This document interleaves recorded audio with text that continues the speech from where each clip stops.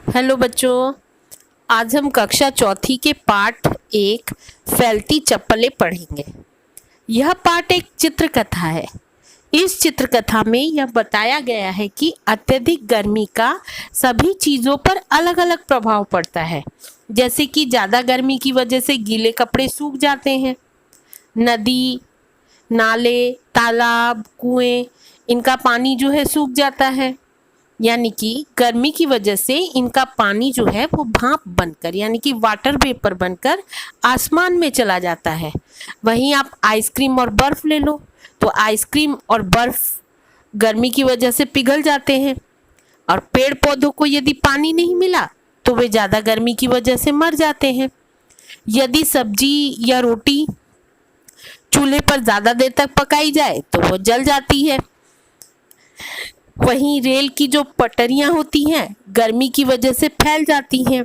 तो बच्चों, आपको समझ आ गया होगा कि गर्मी का सभी चीज़ों पर अलग अलग प्रभाव पड़ता है।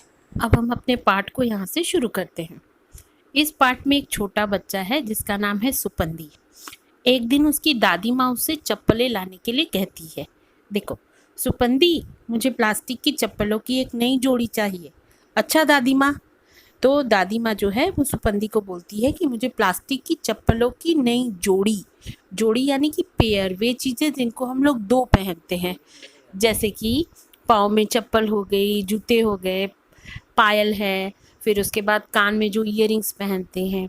तो उसके बाद जो है सुपंदी बिल्कुल राज़ी हो गया। वो कहता है कि ठीक है। फिर देखो दादी माँ, तुम जाकर मेरे लिए एक जोड़ी खरीद लाओ, ये लो पैसे। ठीक है। दादी माँ उसे पैसे देती है और कहती है कि जाकर ले आओ। सुपंदी कहता है ठीक है। जूतों की दुकान पर जाते समय रास्ते में वो क्या देखता है कि एक मजदूर जो है वो रेल की पटरियों को जोड़ रहा है। यह देखकर वो उससे पूछता है कि इन दो पटरियों के बीच में आप इतनी जगह क्यों छोड़ रहे हैं। तो मजदूर जवाब देता है, क्योंकि गर्म होने पर पटरियां फैलकर लंबी हो जाएंगी। तो सुपंदी ने देखा वह मजदूर जो पटरियों को जोड़ रहा था उनके बीच में थोड़ा सा गैप यानी कि थोड़ी सी जगह छोड़ दे रहा था। तो सुपंदी के मन में सवाल आया। उसने पूछा कि आप जगह क्यों छोड़ रहे हो, इनको सटाकर क्यों नहीं लगा रहे हो। तो वो मजदूर कहता है कि गर्म होने पर ये जो पटरियां हैं वो फैलकर लंबी हो जाती हैं, इसी कारण इन दो पटरियों के बीच में मैं जगह को छोड़ रहा हूँ। अब सुपंदी को ये समझ में आया मजदूर की बातों से कि जब पटरियां गर्म हो जाती हैं तो वो फैलकर बड़ी हो जाती हैं। तो अब वो कहता है, ओह, तो गर्मी से चीज़ें फैल जाती हैं और बड़ी भी हो जाती हैं। मजदूर कहता है, जी हाँ, बिल्कुल ठीक। सुपंदी बाजार से चप्पलें लेकर घर लौटा और लौटने पर उसने दादी माँ को चप्पलें दी। दादी माँ, ये लीजिए आपकी प्लास्टिक की नई चप्पलें। जीता रहे सुपंदी, ला पहनकर तो देखूं। तो सुपंदी जो है जो बाजार से चप्पलें लेकर आया था दादी माँ को देता है और दादी माँ उसे कहती है जीता रहो, उसे आशीर्वाद देती है और कहती है कि ला मैं थोड़ा पहनकर देखती हूँ। अब ये जो चप्पलें लेकर आया था ये दादी माँ को नाप में छोटी हो गई।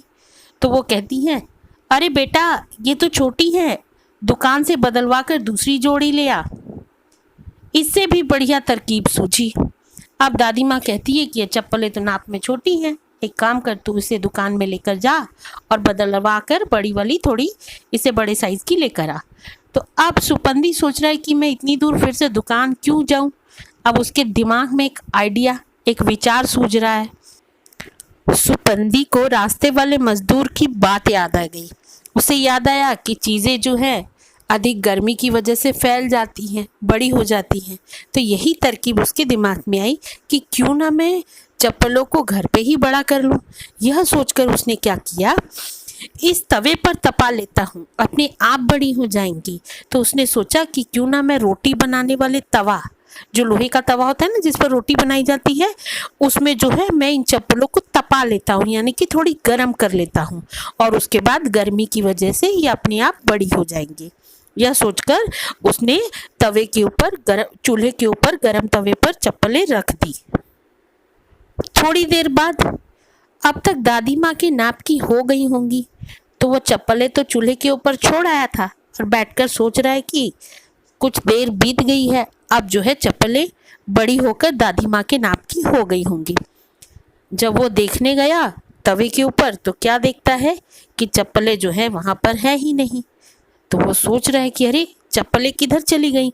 सुपंदी जब दादी माँ की चप्पलों को देखने गया तो क्या देखता है कि चप्पलें वहां पे है ही नहीं। तो उसके बाद वो दादी माँ को आवाज लगाता है और कहता है, दादी माँ चप्पलें गायब हो गई। गायब हो गई यानी कि खो गई, पता नहीं कहाँ चली गई। अब दादी माँ को भी बड़ा आश्चर्य हुआ कि अरे गायब कैसे हो सकती हैं। तो वो कहती हैं कि गायब हो गई कैसे, वो भी वहां पे तुरंत आती हैं। तब सुपंदी बताता है कि मैं उन्हें तवे पर बड़ा कर रहा था। और तो अब जो है वो दादी माँ को बता देता है कि मैं उसे तवे पर रखकर चप्पलों को क्या कर रहा था, बड़ा कर रहा था। दादी माँ तो समझ गई।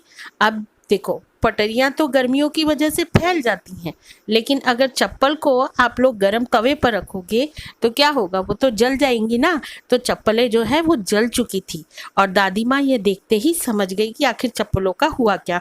तो वो कहती है, हो गया सत्यानाश, यानी सब कुछ तुमने खत्म कर दिया। आओ बच्चों, अब हम कहानी से दिए गए प्रश्नों को देखते हैं। दादी माँ ने सुपंदी को क्या लाने के लिए कहा? दादी माँ ने सुपंदी को एक जोड़ी प्लास्टिक की चप्पलें लाने के लिए कहा। प्रश्न दूसरा, दादी माँ ने चप्पलों को बदलवाने के लिए क्यों कहा? उत्तर, दादी माँ ने चप्पलों को बदलवाने के लिए कहा क्योंकि चप्पलें नाप में छोटी थी। प्रश्न 3, सुपंदी के मन में ऐसा विचार क्यों आया कि छोटी चप्पलों को गर्म करने पर वे बड़ी हो जाएंगी? उत्तर, जूतों की दुकान पर जाते समय सुपंदी ने सुना था कि गर्मी से चीजें फैल जाती हैं और बड़ी भी हो जाती हैं, इसलिए उसके मन में ऐसा विचार आया कि छोटी चप्पलों को गर्म करने पर वे बड़ी हो जाएंगी।